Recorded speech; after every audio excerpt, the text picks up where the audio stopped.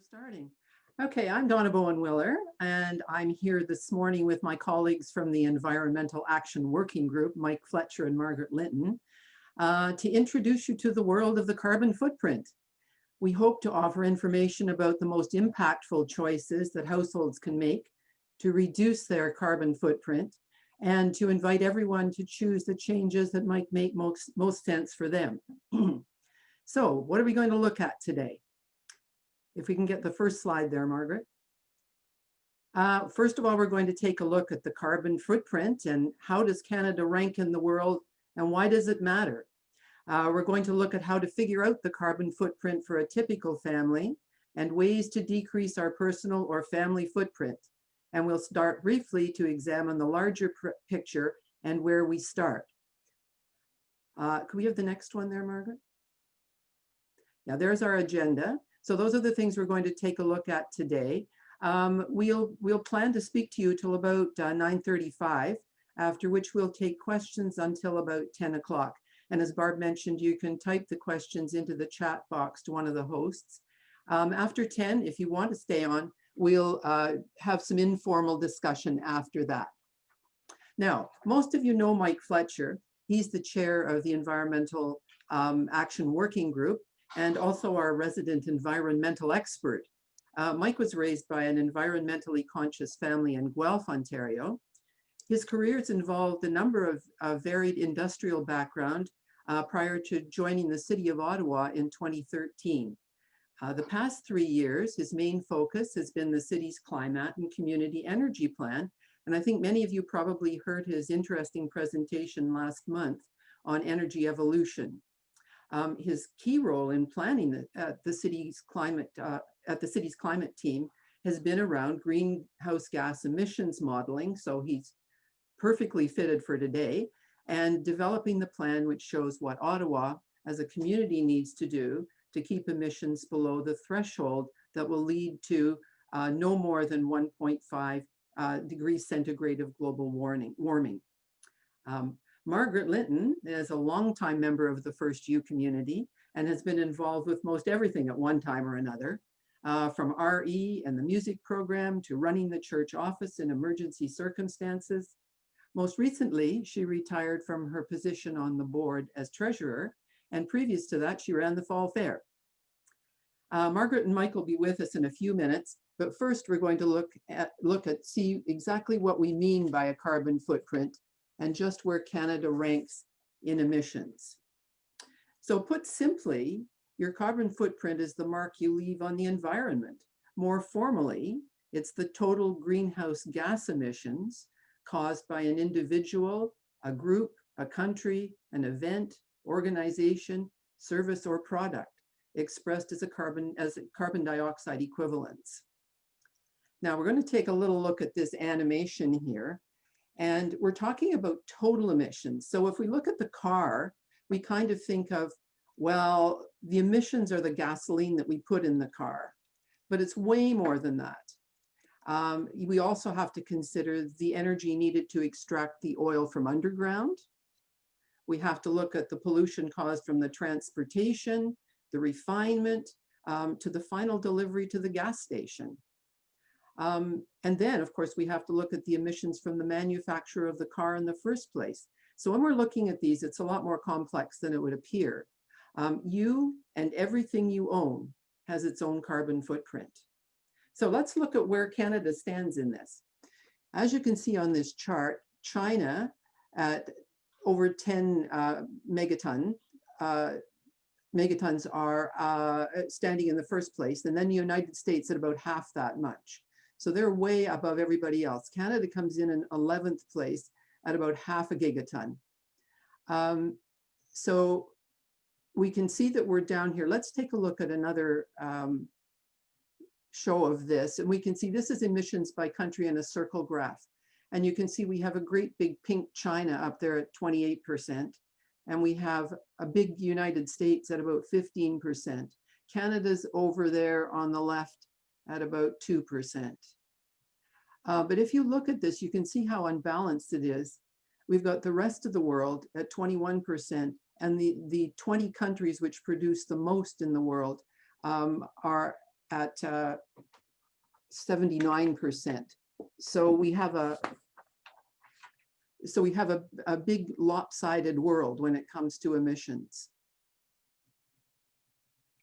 Now, if we take a look, this isn't marked on the side there, but if you can see the rankings by per capita emissions, Canada goes way up in that case. They move from 11th up to 5th. The countries in the world which produce the most per capita emissions, you can see Saudi Arabia and Kazakhstan, which are not that large countries, but they produce a lot per person. And then Australia, United States, and Canada's 5th. So we produce a per capita a fair amount. Now let's take a look at our provinces and see what happens here. You can see there's a huge disparity between provinces. So there are significant differences, of course, depending on the size of the province and also the population, but also their energy sources and their economic base. You can see the largest productions are Quebec, Ontario, and Alberta from this. But if we take a look at the green lines are 2000 or 1990, the purple lines are 2005, and the red lines are 2015. So if we take a look at what's happened between 1990 and 2015, there have been decreases in PEI, Nova Scotia, New Brunswick, Quebec, Ontario, the Northwest Territories, now including Nunavut, and the Yukon. But there have been increases in Newfoundland and Labrador, in Manitoba, in Saskatchewan, and Alberta. The greatest increases were first in Alberta. You can see how it sprung way up, 56% increase since 1990. And Saskatchewan, an even larger increase, smaller total, but a larger increase at 67%. Now, in this graph, we can see that Ontario has decreased. Unfortunately, in the figures just released for 2018, after the first year of our present provincial government, their environmental choices, Ontario emissions have started to go up again after 9 years, and they were up 10 megatons. We don't have the figures for 2019 and 2020. So why is all of this important? We're going to take a look at a little movie called Why Reducing Our Carbon Emissions is Important. It's quite short. And then after that's finished, I'll pass you over to Margaret. One of the main gases in our atmosphere that traps heat, creating the greenhouse effect that provides the conditions that allow human life to exist on Earth. Without the natural greenhouse effect, the average temperature on Earth would be a frigid minus 18 degrees Celsius. And we know from the geological record that natural changes in carbon dioxide levels have directly related to past increases and decreases in global temperatures. Scientists use ice core records from Antarctica to reconstruct prehistoric temperature records. And those same ice layers trap little bubbles of CO2, which means we can see how they relate over time. Temperature and CO2 have fluctuated together through ice ages and warm periods, called interglacials. Slow changes in the Earth's orbit around the Sun initiated the ice ages. CO2 was a natural amplifier, causing the global climate to warm and cool through each cycle. Here, at about 200 to 300,000 years ago, is where modern humans had just evolved. And here, at the last interglacial period, the sea level peaked at about 6 to 9 metres higher than it is today. At about 20,000 years ago, we have the last ice age. At that time, kilometre-thick ice sheets spread across Europe and North America, eating up water and driving sea levels down to 130 metres lower than where we are today. From that low, cold point, the CO2 rises naturally by as much as 35 parts per million each 1,000 years, stabilising to near modern levels at around 10,000 years ago. Oh look, there's the birth of modern agriculture, and the wheel, and the pyramids in Egypt. And now we hit the common era, the year 0 CE. At this point, the world population is just 200 million people.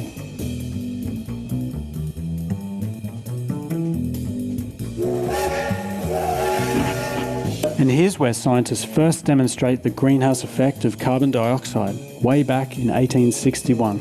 It would take until 1938 for scientists to show the Earth was warming and propose that CO2 was the cause. Here's where we are now. When the Earth warmed out of the last ice age, CO2 levels naturally increased by 35 parts per million over 1,000 years. Humans have caused CO2 to rise by this amount in just the last 17 years. And our population is at 7.5 billion people, with many cities around the world rapidly developing, increasing their CO2 output year on year. Our current temperature is about 1 degree Celsius above pre-industrial levels. This might not sound like much, but the last time our climate was that warm was the last interglacial period, when sea levels were 6 to 9 metres higher, enough to creep into cities like New York, Manila, Brisbane, and flood Bangkok, Miami, Amsterdam, and many more. On current projections, by 2100, our climate could warm by 4 degrees Celsius or even more, depending on our actions to cut CO2 levels. So, does this look natural to you?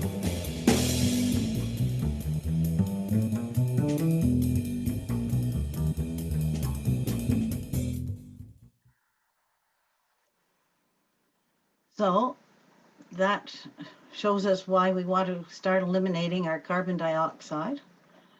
I'm going to show you now how we can calculate our, sorry. You can all see this, I hope. Show you how you and I can calculate our own carbon footprint. And for the record, this you can do it yourself at carbonfootprint.com. And I recommend you try it. So I'm going to step you through quickly. First thing it asks is where you live, Ontario. And I chose to do 2019 for the whole year, but you can do a month. You can choose however you'd like to do this.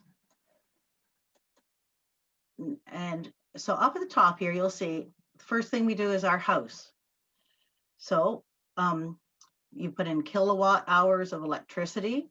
So that's your end of year statement. Natural gas. So we heat with natural gas here. And we use a lot of propane in the summer for refrigeration. And I just a caution, when you do natural gas, remember it's asking for kilowatt hours. I made that mistake. Because the bill is in cubic meters, I think. So this down at the bottom, I did calculate household footprint, and there it is. Margaret, excuse me, Margaret, but are we supposed to be able to see what you're looking at? Yes. I can't see it. I can only see you. Oh, okay. Sorry, everybody. You can't see the screen? Margaret, no, I can see it, Margaret. Yeah, I can see you too, Margaret. Oh, okay. So Clea Sorry, has a maybe problem. it's what I'm doing here then. Sorry. Okay. But it is interrupting. very small. Oh, yes. That's why I'm going to try to run through quickly. So at the very bottom, it comes up with my carbon footprint. And you'll see 3.77 metric tons of carbon footprint just for heating our house. Mike, you're muted. All right, and I'm going to go on through each of these slides and suggest actions we can take that will help reduce our emissions. May not be possible for everybody, I get that, but I think to throw out all the ideas, we can all think about what we can do. It's a great time to be thinking of it. It's the 5th anniversary of the Paris Accord, and we'll look at what we can do here. So in a house, you can consider using some electricity overnight, especially if it's kind of warmer than seasonal. So Ontario's electricity is pretty clean. And if you just go ahead to the next bit here, Margaret, this is a graph of the fuels being used to make electricity in Ontario. If you actually go on the website at the electricity operator, you can always get this. It's kind of up there in real time, going back a few days.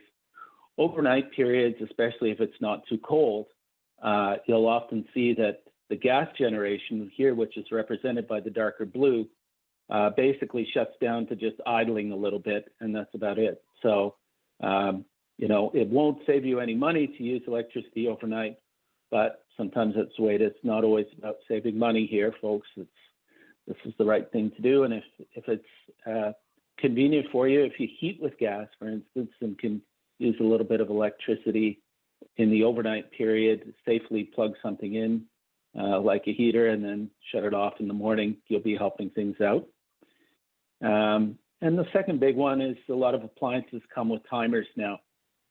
So use them. So washing machine or a dishwasher, if it's not going to keep you up at night, set the timer and have it run in the middle of the night. Again, that's when electricity is not relying on fossil fuels very much in our province.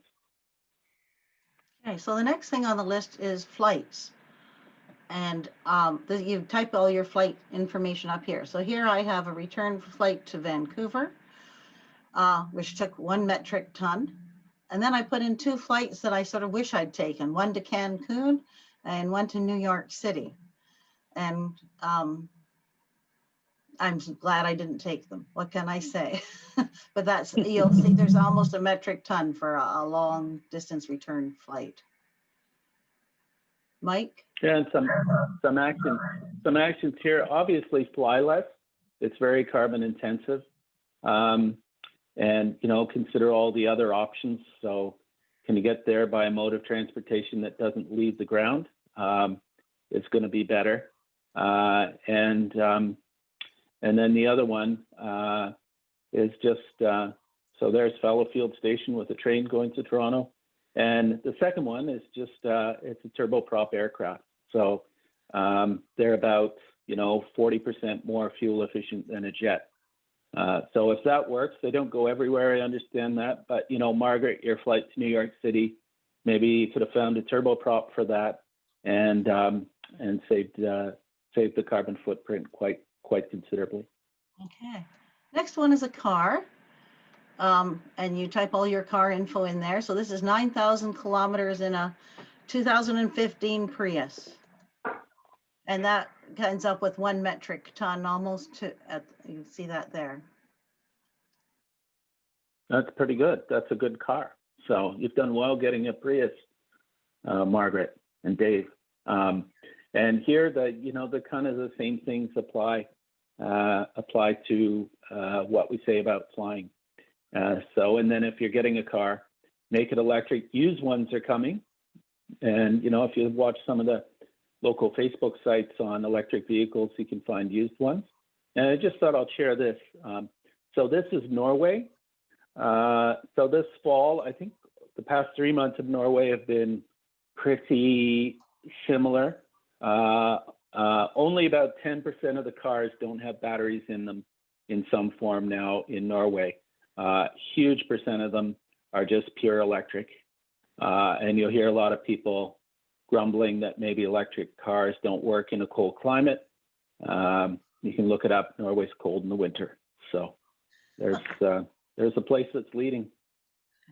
And here is our our LRT footprint, which is 0.01. So hooray for that. That's 300 kilometers.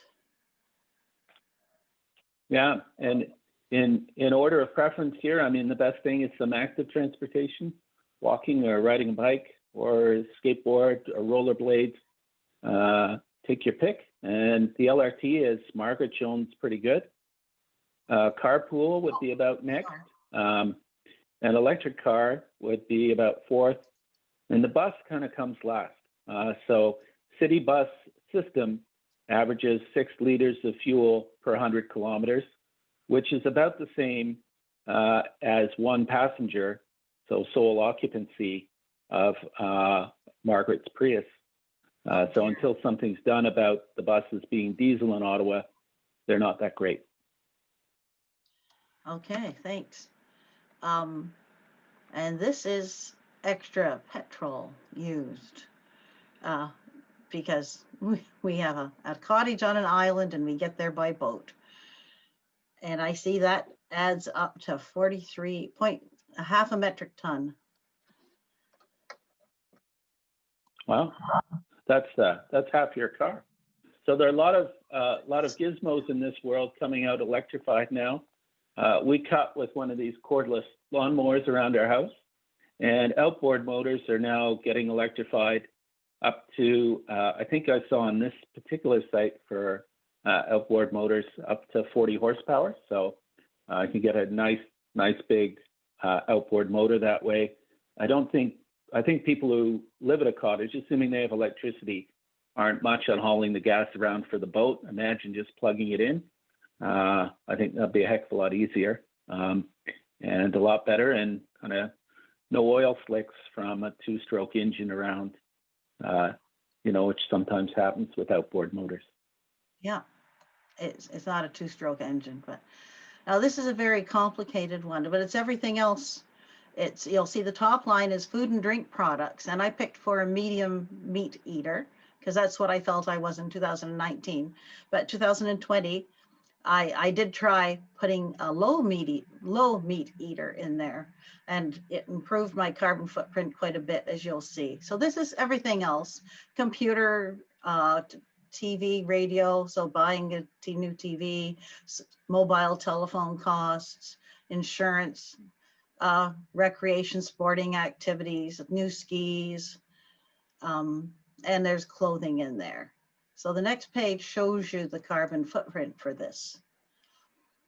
Do you have any comments on this? Oh, sorry, Mike, I went too far. No, that's okay. So yeah, you'll see it's a 1.17 metric tons for a medium meat eater. And I think I think the vegan was down about 0.75, at least half of that. Got any comments there, Mike? It'll be on the next one. There were so many through the general actions. I threw them all on this slide, eh? That's right. So it's just a little bit more info on diet. So it's red meat that's the worst. Non-red meat and dairy is kind of medium, and then there's the whole mix of things: eggs, nuts, fish, soy, rice, etc. That's low. The thing I'll just suggest about, if you're doing some reading about what the best diet is, make sure you're trying to ground it locally, because the emissions for different diets, they vary quite a bit depending where you are in the world. So make sure it's like North American. The more local you can get, the better. The church buys green natural gas from Bullfrog Power. That's a good thing to do. It's much lower carbon footprint than buying fossil gas. So I recommend that. And these suggestions we have a few of them through here, and I'd put them kind of in rough order of effectiveness, bearing in mind everybody's situation's a little different. But if you have access to a green bin, get all your organics in the green bin.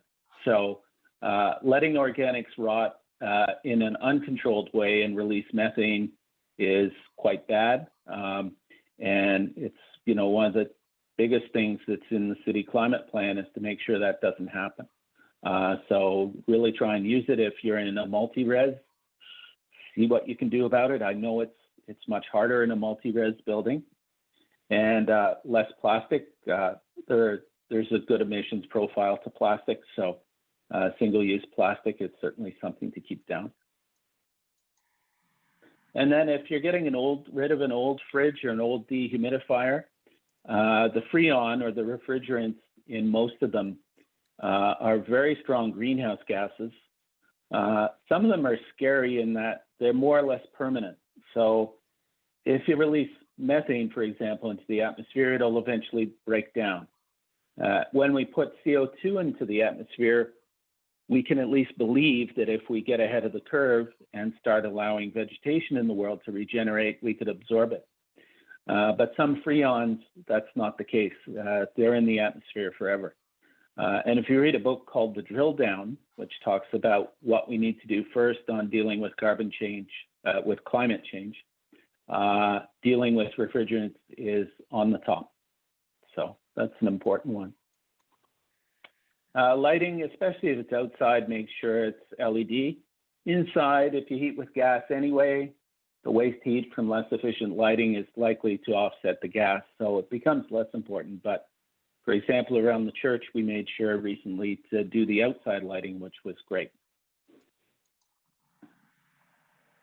And, you know, lower down on the list, I put it because it would be a big expense, but it is starting to pay better and better as solar improves and as electricity rates climb.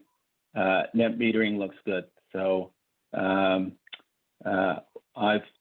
started the process of putting net metering on our house here.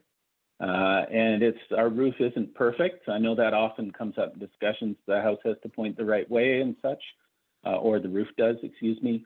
But again, as the price of solar has been going down, even a less ideal installation is still looking economical. So, yeah.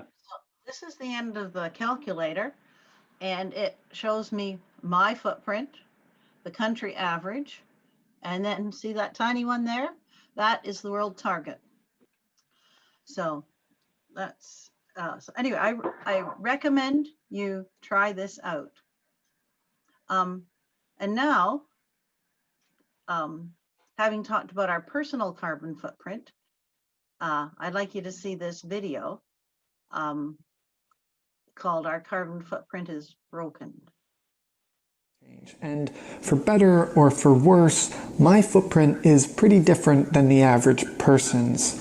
So here's a breakdown. My partner and I live in a small apartment, and even before COVID times, we've always worked from home. On a typical day, between the lights, the dishwasher, our computers, and so on, the two of us use 9.5 kilowatt hours of electricity. That's a bit less than a typical North American apartment, and it's 3 times less electricity usage than in a typical standalone home. The big thing to ask about your electricity is, where is it coming from? Now, it depends a lot on where you live, but in most places in the US, electricity is generated by burning fossil fuels. It makes up 63% of the total electricity generated in the country. So the carbon footprint of your refrigerator is going to be a lot worse if you live in, say, fossil-fueled Colorado than in hydropowered Washington. Here in British Columbia, Canada, 90% of our electricity comes from hydropower. So my daily use of electricity only makes up about 1% of my carbon footprint. Of course, electricity is not the only source of emissions from our home. We have a gas stovetop, we have hot water, and we have heating and air conditioning, which is typically a huge contributor to the emissions of most Canadian homes. But our apartment is weird and awesome. A lot of our heat is actually recovered heat from sewage at a nearby facility. Our apartment is in one of the most sustainable buildings in the world, and I want to make a video about it at some point. Also, at around 650 square feet, our apartment is nearly 4 times smaller than the average house being built in America right now. So our entire home energy footprint is really small. It makes up only 4% of my carbon footprint. It's worth noting that carbon footprints are only estimates, and they can go up or down quite a bit depending on what things you decide to account for. I've tried to be very consistent in this video, though I hope that if you make it to the end of the video, you'll know that I didn't make this video to brag about my tiny carbon footprint. The next biggest thing in my carbon footprint is something that's rarely ever even accounted for, and I think it's something that's generally pretty poorly understood, so I didn't have a lot of information to go off of, and this is basically my best guess. When you invest money in something, you help that thing exist. They use your money, your capital, to help run and grow their business, and if a company grows, you also benefit. The thing is, unless you are really careful about where you're investing your money in, it's going to be funding oil and gas companies. For example, experts estimated that investing $10,000 in the Toronto Stock Exchange Index has an annual carbon footprint of $800 kilograms of CO2. That's the equivalent of driving a car 3,000 kilometers. It's complicated and it's different for everyone, and I'm not about to give financial advice, but I just want to acknowledge that my investment footprint is maybe somewhere around 500 kilograms of CO2 per year, even after trying my best to divest from fossil fuels. Now, I've paid someone to do that for me, but if you're more financially savvy, then my partner recommends checking out the blog The Sustainable Economist. Moving on, I mostly bike. Vancouver is excellent for biking, and we don't commute, we don't own a car, we do sometimes use car share programs, which are great for big grocery hauls or for going hiking. All told, I drive about 780 kilometers a year and burn up about 140 kilograms of emissions on the road. I also take the ferry a few times a year, and pretty rarely the bus, but the carbon footprint from those vehicles is shared by all the passengers, so that works out to be pretty small for each person. All told, my about-town transportation is about 10% of my carbon footprint. In terms of goods, I mostly buy stuff used, and I haven't counted that in my carbon footprint. When I do buy new things, which I absolutely hate doing, I try to buy high quality stuff that will last as long as possible. I take care of my things, I repair them, and I use them or wear them well past when is considered socially acceptable to do so. But still, I buy new shoes and things, and that comes with a carbon footprint. It takes energy to get those raw materials, to manufacture them into goods, to ship them to a store near me, to keep the lights on in the store, and so on. So that's 12% of my carbon footprint. The meal I eat more than any other is a bowl of oatmeal, which I have pretty much every morning. When you consider all the fuel from all the farm machinery that worked to produce it, the emissions from the fertilizer, the emission from the food processing, this little bit of oats grown in Saskatchewan have a carbon footprint of around 41 grams of carbon dioxide. I add some raisins, which is actually the biggest contributor to the bowl's carbon footprint, a scoop of peanut butter, and a dash of Canadian maple syrup. It also takes about 70 kilowatt hours of electricity for the kettle to boil the water. All told, about 320 grams of carbon dioxide were emitted in order to make this single bowl of oatmeal.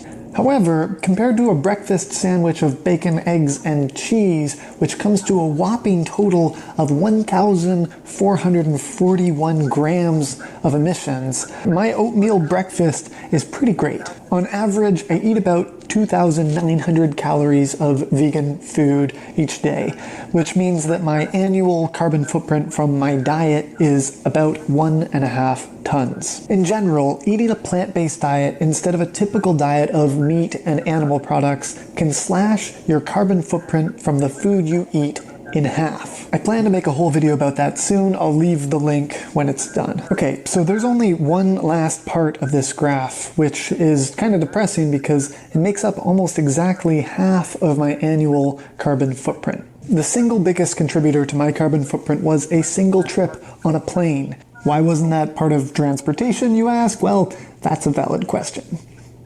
Moving on. Anyway, most years I fly halfway across Canada to visit my parents. At the start of this year, I flew to Asia to visit my sister and my partner's family. Flying is incredibly bad for the climate for a few reasons. I mean, it just takes a lot of energy, a lot of fuel to get what is essentially a building off the ground and into the air. And when you burn that fuel high in the atmosphere, it puts greenhouse gases exactly in the place where they do the most damage. Also, airplanes just make it possible to go extremely long distances very cheaply in a short amount of time. If it always took people 2 weeks to get from Vancouver to Tokyo as it does by boat, then people wouldn't be doing it on a whim. I refuse to fly for work, and I don't fly for tourism. I only fly to visit family. And for the planet, I try to space those trips far apart and stay longer when I go. Still, it accounts for half my carbon footprint, and that makes it a tough decision for me. I mentioned at the start of this video that my footprint is not like the average person's. For comparison, this is the breakdown for the average American's carbon footprint. I'm Canadian, but this is the data we're working with, okay? This fluctuates a little bit depending on what you account for, but on average, the typical American emits around 19 tons of carbon dioxide every year. Now, as you can see, I'm doing quite a bit better than the average American, but it would be misleading to just show you this comparison and leave it at that. So here are some other footprints. The average person in China has a footprint of around 6.4 tons, smaller than mine. In India, it's only 1.7 tons. However, if we're going to have any chance of keeping the planet below 2 degrees of warming by the end of the century, then this is the carbon footprint that everyone on the planet would have to immediately adopt. And that brings us to one of the 2 reasons why focusing solely on changing people's carbon footprints is fundamentally broken.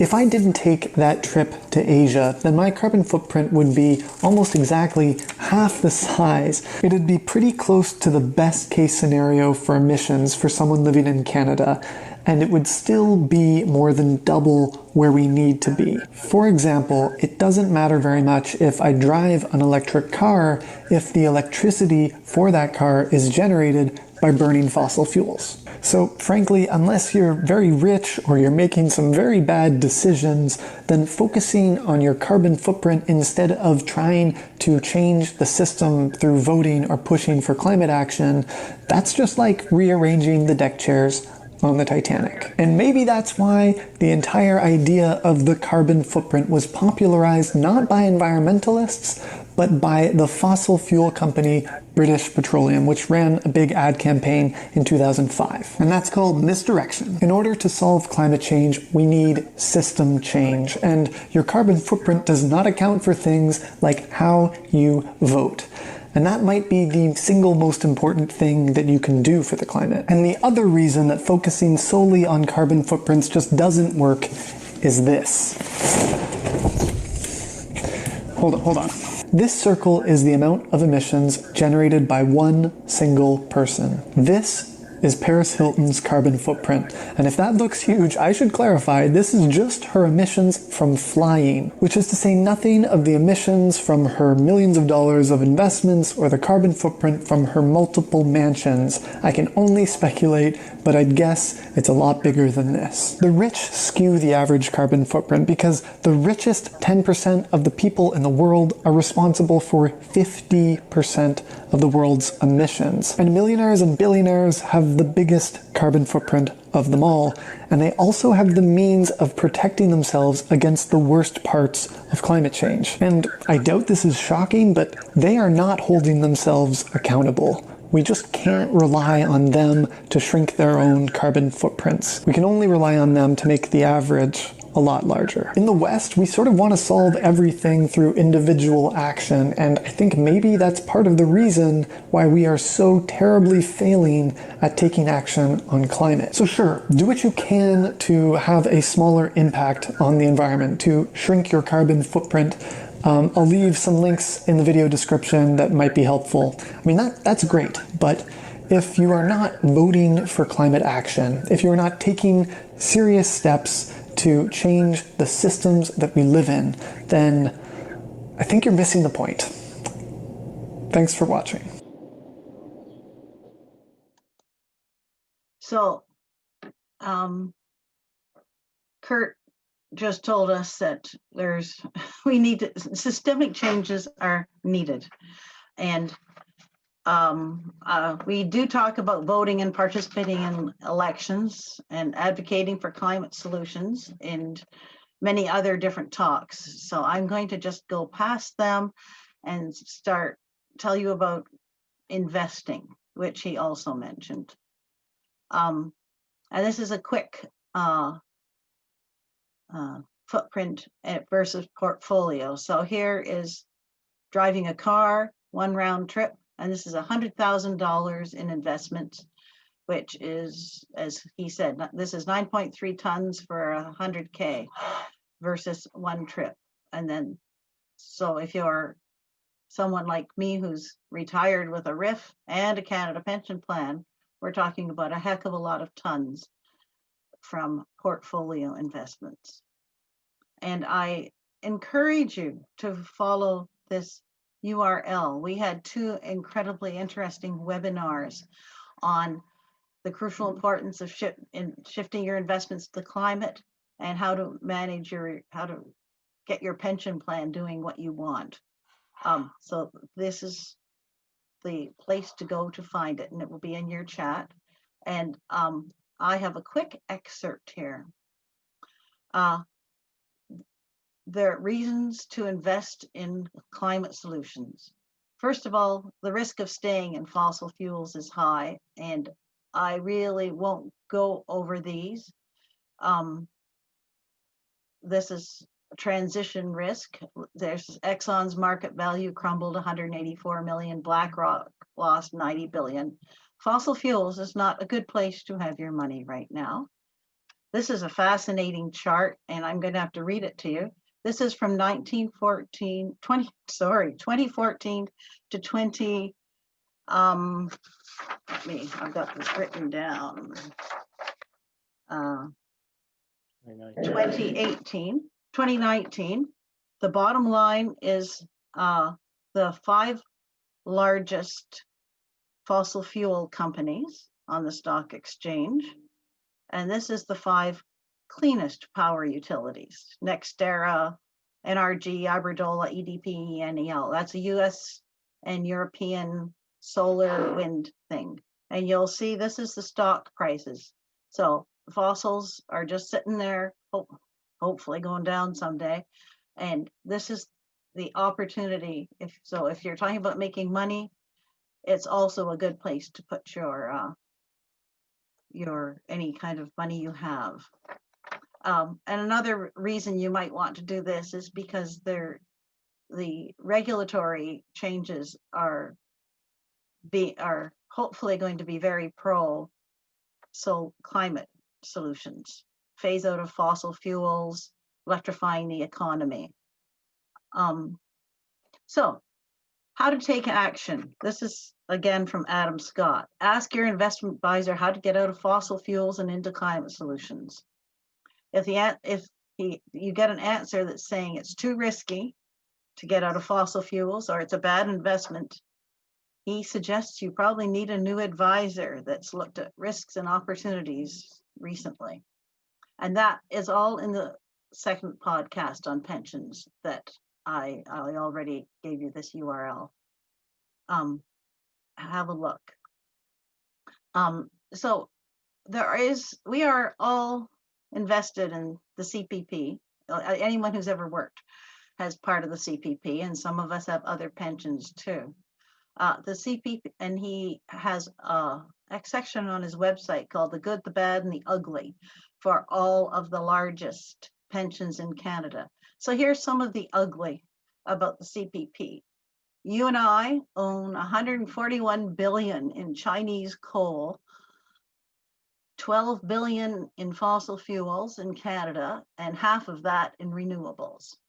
So as CPP owners, the CPP invested in offshore gas reserves, which are now banned by the government of Ireland from ever being used. And we also own a fracking company. And you'll find out that other pensions, Canadian pensions, are equally bad.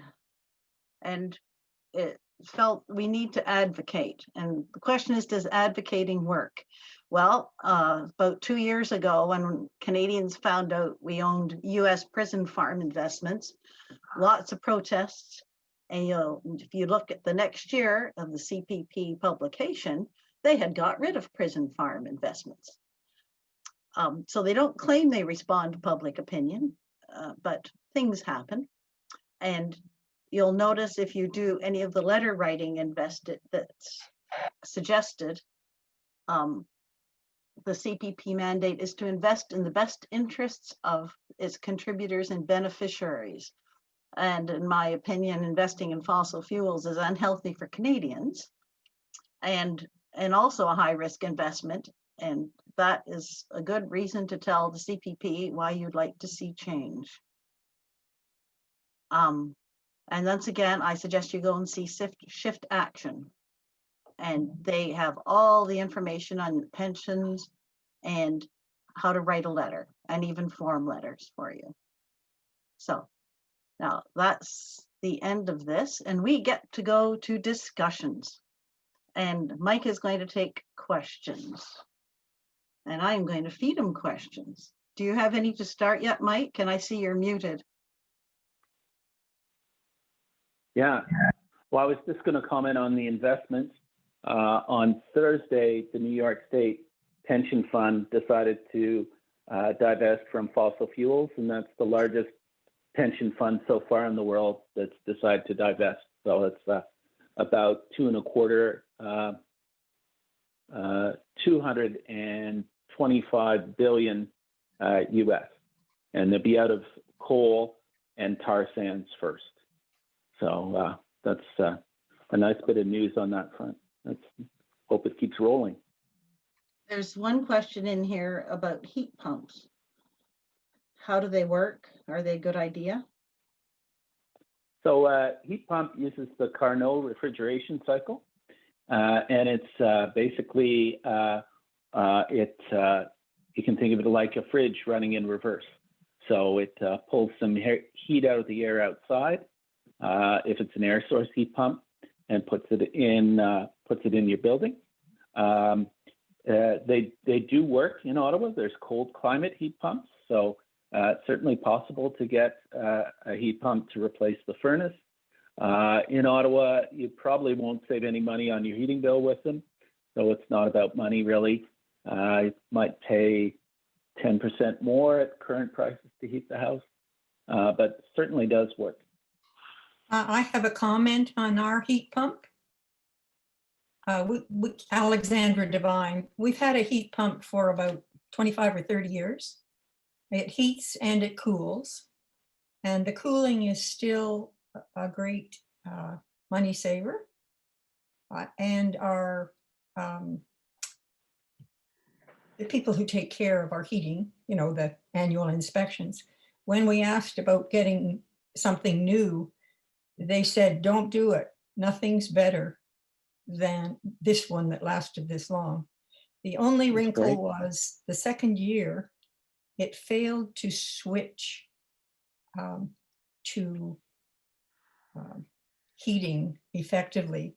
And so we used the heat pump the whole time, because it was supposed to switch when the temperature got to a certain low degree, because it was cheaper to use gas or whatever else.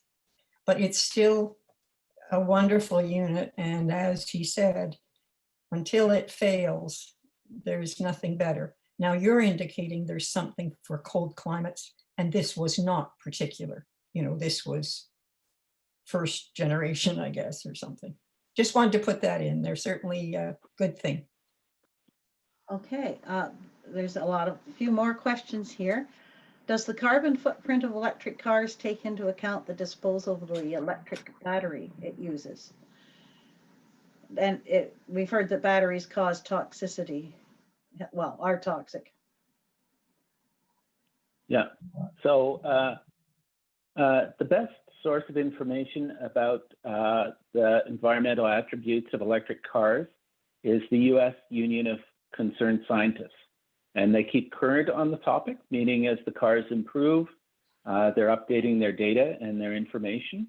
And so basically the manufacture of a vehicle is somewhere around 1/6 of the energy that the vehicle will use in its life cycle. It varies according to the vehicle. And yes, I mean, there are issues with batteries around electric cars. They'll be the same as the batteries in your laptop computer. My political antenna just note that batteries weren't a full-on crisis when they were in computers. They seem to get discussed a lot more when they started threatening the fossil fuel industry. Just can't help but notice that as an aside. This past week, a Canadian company had a breakthrough on recycling batteries. They had very promising results on recycling them. They also get reused. So there's a company in Toronto that has experience with taking batteries out of the Toyota Prius and making stationary storage with them. So they can live on for quite a bit longer than the car life, just doing stationary electricity storage.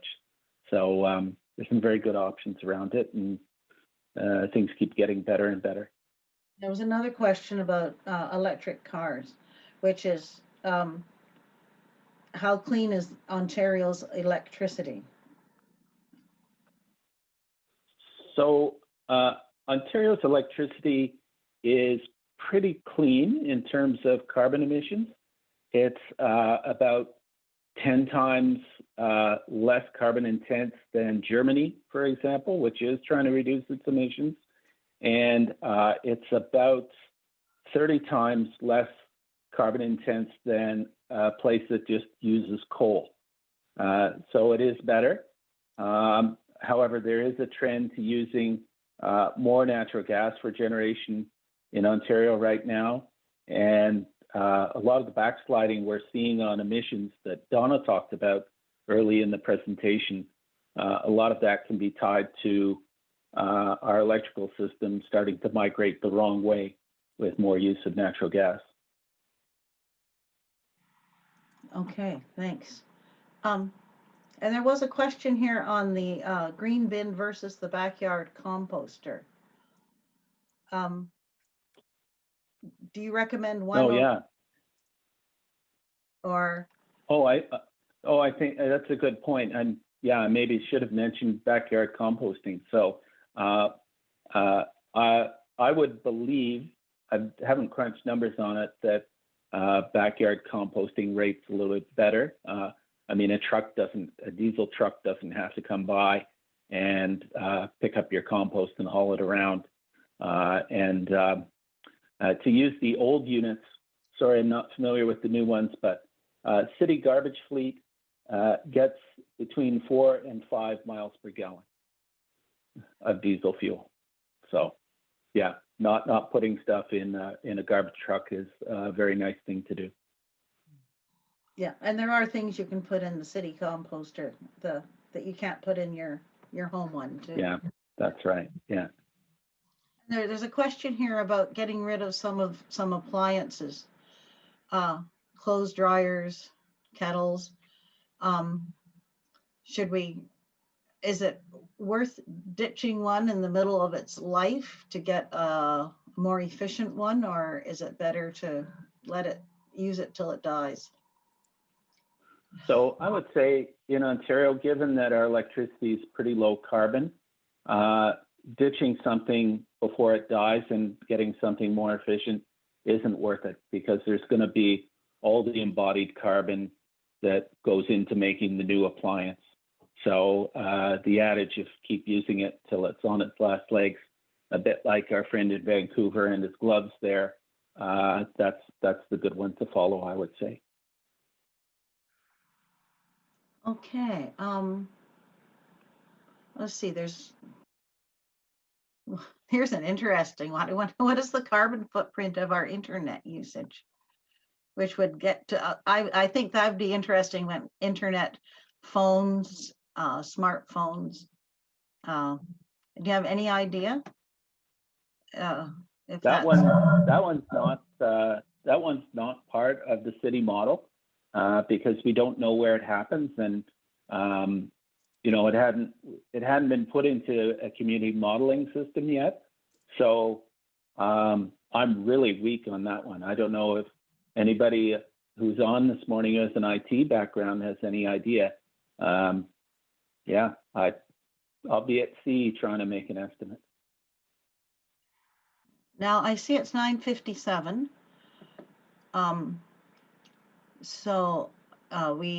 I think the plan was to formally end by 10, and then we can just chat and ask more questions.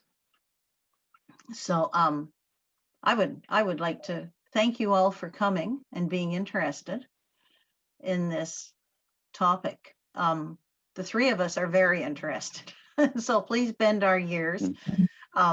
And I'm especially interested in investment, so I bend my ear on that one. And we're hoping to have a proposal for First U to change and to start investing in solar. And thank you, Mike and Donna, for putting in the time. And so if anyone has to go, I'll just, You're welcome. Margaret, maybe I'll just mention just a couple of things. If people need help using the calculator, they should reach out to the EAWG and we'll be happy to help with it. And just wanted to put a plug in for, so we've announced a few times that the congregation is going to be working on Green Sanctuary, and that will be the next EarthSpeaks on January 10th, is going to be all you need to know about our Green Sanctuary program.